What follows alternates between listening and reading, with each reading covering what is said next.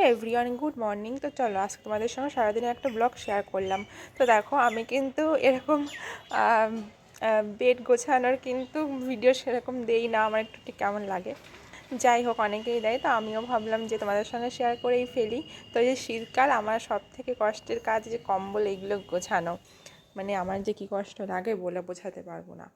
তো ভীষণ আলিস্যে লাগে। যাই হোক, এই যে শীতকালে বিছানায় তো বিছানা গোছাতেই মানে টাইম লেগে যায় অনেকটা। তো চলো একটা একটা করে সব ব্লগগুলো তোমাদের সঙ্গে শেয়ার করছি, দেখতে থাকো। তো সমস্ত কিছু কমপ্লিট করে তারপর ফ্রেশ হয়ে তো চলে এসেছি এই যে রান্নাঘরে। কী রান্না হবে সেটাই দেখতে। তো এই যে আজকে রান্না হবে, কী কী রান্না হবে চলো একবারে বলছি। প্রথমে এই যে কচু, এইগুলো একটু শক্ত বলে এগুলো সিটি মেরে নেবে। তো এই যে তারপরে এই পালং শাক, কাঁচকলা, মানে শীতের সবজি তো প্রচুর হয়। শীতকালের সবজি মানে অনেক টাটকা টাটকা সবজি পাওয়া যায়। তো এই যে তারপরে এই যে পালং শাক, এখন এগুলো আমি হচ্ছে কেটে ধুয়ে দেব। মানে এই যে আমার শাশুড়িমা রান্না করছে, এখন হচ্ছে আমি এগুলো সবজি টবজি সব কিছু কেটে কমপ্লিট করে গুছিয়ে দেব।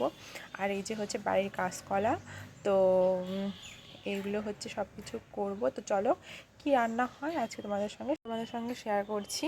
তো হচ্ছে এই তারপরে ছাদে চলে আসলাম। সকালবেলায় ছাদে আসি একবার করে আমার সমস্ত গাছপালাগুলো একটু দেখতে।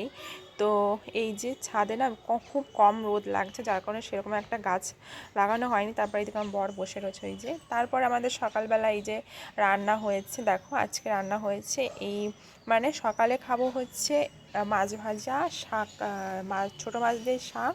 আর এখানে একটু গাজর নিয়েছি, আমি স্যালাড কিন্তু পছন্দ করি না, তাও হচ্ছে এটা আমার মানে বরকে দিয়ে দেবো একটু পরেই। যাই হোক, তো এদিকে দেখো কচুর তরকারি কিন্তু রান্না হয়ে গেছে, তার সঙ্গে পালং শাক দিয়ে আর একটা তরকারি হয়েছে। এগুলো হচ্ছে সমস্ত দুপুরবেলা খাবো। সকালবেলা অল্প একটু খেয়ে নিলাম, খিদে পেয়ে গেছিলো। তারপরে হচ্ছে খাওয়া দাওয়া করে আমরা হচ্ছে এসছি একটু দোকানে, মানে আমার শাশুড়িমায়ের সঙ্গে একটু দোকানে আসলাম। একটা শাড়ি নেব, একটা মানে আমার মামা শ্বশুর বাড়িতে আমার যাবে আমার শাশুড়ি, তো সেইখানে যাবে, ওই জন্য একটা ওই দিদুনের জন্য একটা শাড়ি নিতে এসছে। তো একটা কি শাড়ি নেওয়া যায় সেটাই তোমাদের সঙ্গে পরে শেয়ার করছি। তো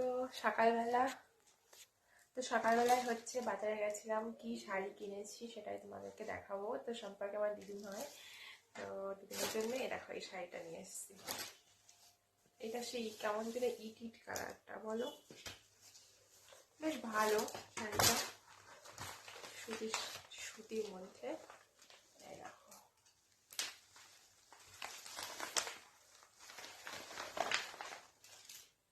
ক্যামেরায় পুরো অন্যরকম আসছে। যাই হোক, আর খুললাম না যেহেতু গিফট দেবো। তো এই শাড়িটাই নিয়ে এসেছিলাম, আর আমার জন্য এটা একটা মোজা। তো এই যে দুপুরের পরে এই যে আমার শাশুড়িমা রেডি হচ্ছে, এখন হচ্ছে যাবে বাপের বাড়ি। এদিকে আমার শ্বশুরমশাই কিন্তু একদম আগে থেকেই রেডি হয়ে গেছে, মানে উনি তো হচ্ছে ছেলে মানুষদের একটু আগে আগেই রেডি হয়ে যায় আর কি। এই যে মেয়েদের সাজতে কিন্তু অনেকটাই লেট হয়, সেটা সবার ক্ষেত্রেই হয়, আমার ক্ষেত্রেও হয়েছে, আমার শাশুড়িমার ক্ষেত্রেও, যাই হোক একই কথা। তো এই যে তারপরে হচ্ছে লিপস্টিক পরছে, দেখো কত সেজে গুজে তারপরে যাবে এখন বাপের বাড়ি। আমি বলছি আর এই যে হাসছে। তো তারপরে দুজনেই রেডি হয়ে যে বেরিয়ে গেল। এখন হচ্ছে ট্রেনে করে তারপর যাবে, বেশিক্ষণ লাগবে না, অল্প একটু টাইম লাগে যেতে, 15 মিনিট মতো। তো তারপরে যে সন্ধ্যাবেলায় আমি এসেছি এই বাড়িতে, মানে আমার বাপের বাড়িতে। তো এইখানে এসে আমার বাবাকে আর আমার বড় মাসাকে একটু চা করে দিলাম। তো তারপরে চলে আসলাম রাত্রেবেলা রান্না করতে।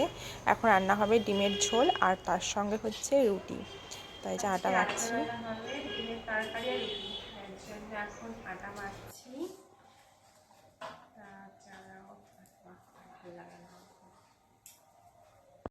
এদিকে ডিমের ঝোল প্রায় হয়েই এলো। আমার কিন্তু ডিম খেতে দারুণ লাগে, মানে আমার ডিম হচ্ছে সব থেকে প্রিয়। তো প্রায় কমপ্লিট হয়ে গেছে রান্না, আর একটু বাদে হচ্ছে রুটি করব, তাহলেই হয়ে যাবে। আজকে কিন্তু আমরা বাড়িতে শুধু আমি, বাবা, আমার বর, এই তিনজন। আমার মাও হচ্ছে মামা বাড়িতে ঘুরতে গেছে। তো তিনজনের রান্না আজকে। তো চলো আমি রান্না করতে থাকি আর সবাইকে গুড নাইট করে দিচ্ছি। আর সবার কেমন লাগলো ব্লগটা অবশ্যই জানিও। তো দেখা হচ্ছে আবার নেক্সট ব্লগে, টাটা।